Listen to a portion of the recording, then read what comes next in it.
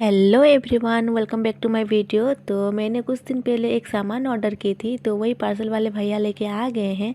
तो यहाँ पे मेरे हस्बैंड है जो कि वो पार्सल को रिसीव कर रहे हैं। तो आप लोगों को बता दूँ, ये जो भैया है वो मेरे ही हस्बैंड के एक फ्रेंड है।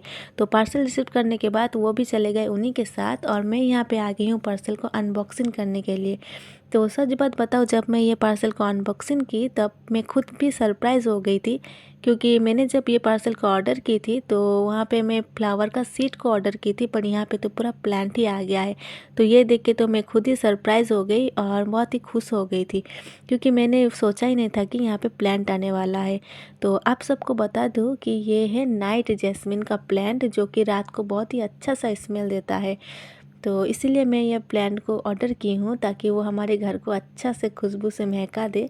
तो किस किस के घर में ये प्लांट है कमेंट में ज़रूर बताएं। तो मिलते हैं नेक्स्ट वीडियो पे, तब तक के लिए टाटा बाय बाय।